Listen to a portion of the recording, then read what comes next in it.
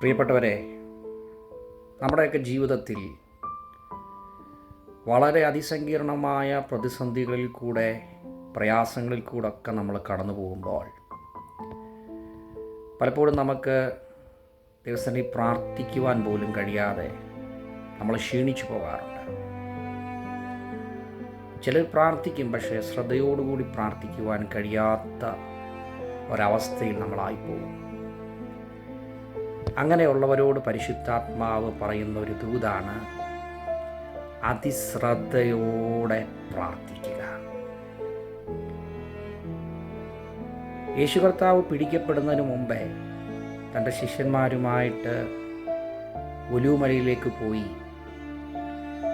തൻ്റെ ശിഷ്യന്മാരെ വിട്ട് കല്ലേറോളം ദൂരത്ത് വാങ്ങിപ്പോയി കർത്താവിൻ്റെ സന്നിധിയിൽ ഒറ്റയ്ക്കിരുന്ന് പ്രാർത്ഥിക്കുന്ന ഒരു യേശുവിനെ നമുക്കവിടെ കാണാൻ കഴിയും. എന്നാൽ അവിടെ എന്നെ ഏറ്റവും കൂടുതൽ മനസ്സിലാക്കി തന്ന ഒരു വിഷയം എന്താണെന്നറിയാമോ? തൻ്റെ ശിഷ്യന്മാരവിടെ കിടന്നുറങ്ങുമ്പോഴും തൻ്റെ ജീവിതത്തിലെ മുമ്പിലുള്ള പ്രതിസന്ധികൾ അതിസങ്കീർണമാണെന്ന് തനിക്ക് മനസ്സിലായിട്ടും കർത്താവ് അതിശ്രദ്ധയോടെ കൂടെ പ്രാർത്ഥിച്ചു. ആ പ്രാർത്ഥനയിൽ അവിടെ പറയുന്നു, തന്നെ ബലപ്പെടുത്തുവാൻ ഒരു ദൂതൻ അവിടെ ഇറങ്ങി വന്നു. നമ്മുടെ ജീവിതത്തിലും പ്രയാസങ്ങളും പ്രതികൂലങ്ങളും ബുദ്ധിമുട്ടുകളും നിരാശകളൊക്കെ കടന്നു വരുമ്പോൾ എത്ര പേർക്ക് ശ്രദ്ധയോടുകൂടി, അതിശ്രദ്ധയോടുകൂടി ദൈവസന്നിധിയിൽ പ്രാർത്ഥിക്കുവാൻ കഴിയും? നമ്മുടെ പ്രാർത്ഥനയിൽ എപ്പോഴും ഒരു കോൺസെൻട്രേഷൻ, ഒരു ശ്രദ്ധ ആവശ്യമാണ് ദൈവമക്കളെ. ശ്രദ്ധയില്ലെങ്കിൽ നമ്മുടെ പ്രാർത്ഥന ദൈവസന്നിധിയിൽ എത്തുകയില്ല.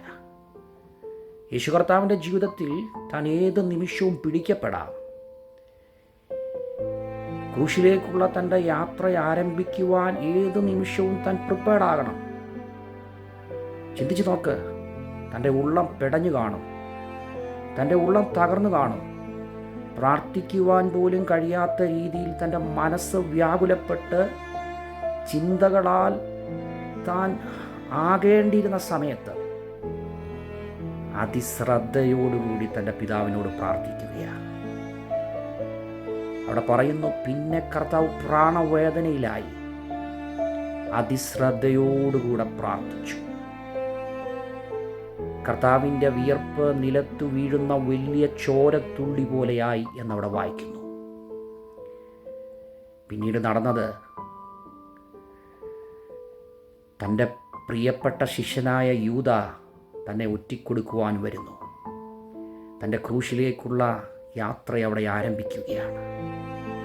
ചിന്തിച്ചു നോക്കണം, ആ കഠിനമായ കൈപ്പേറിയ വേദന നിറഞ്ഞതായിട്ടുള്ള ആ ക്രൂശിലേക്കുള്ള തൻ്റെ യാത്രയിൽ ഓരോ ഘട്ടങ്ങളിലും പരിഹാസങ്ങളും നിന്ദകളും തുഷികളും ഏറി മുൾക്കിരീടമണിഞ്ഞ് ആ ക്രൂശിൽ താൻ കിടക്കുമ്പോഴും ഇതിനെയൊക്കെ തരണം ചെയ്യാൻ തനിക്ക് കൃപ നൽകിയത് ആ പ്രാർത്ഥനയുടെ ഒരു ബലമായിരുന്നു. അതേ ദൈവമക്കളെ, ഈ ദിവസങ്ങളിൽ നമ്മുടെ ഭാരമേറിയ പ്രതിസന്ധി നിറഞ്ഞതായിട്ടുള്ള വിഷയങ്ങളെ പ്രാർത്ഥനയുടെ സമയത്തൊന്ന് മാറ്റിവെച്ചിട്ട് അതിശ്രദ്ധയോടുകൂടി കർത്താവിൻ്റെ സന്നിധിയിലേക്ക് നമ്മുടെ വിഷയങ്ങളെ ഒന്ന് ഏൽപ്പിച്ചുകൊണ്ട് നമുക്കൊന്ന് പ്രാർത്ഥിക്കുവാൻ നാം തയ്യാറാണെങ്കിൽ, യേശു കർത്താവ് ആ പ്രതിസന്ധികളെ തരണം ചെയ്ത് ക്രൂശിൽ നിന്ന് ജയാളിയായി പുറത്തു വന്നതുപോലെ നമ്മളെ ഭാരപ്പെടുത്തുന്ന, നമ്മളെ മുറിവേൽപ്പിക്കുന്ന, നമ്മെ നിരാശപ്പെടുത്തുന്ന ആ വിഷയത്തിൽ നിന്ന് പടിപടിയായി നമ്മുടെ ദൈവം നമ്മെ പുറത്തു കൊണ്ടുവരും. അതെ, ആഴമായി ദൈവസന്നിധിയിൽ അതിശ്രദ്ധയോടുകൂടി പ്രാർത്ഥിക്കുക. ദൈവത്തിൻ്റെ അത്ഭുത പ്രവൃത്തികൾ ദൈവം നമുക്ക് അയച്ചു തരും. കർത്താവ് നമ്മളെ സഹായിക്കട്ടെ. God bless you.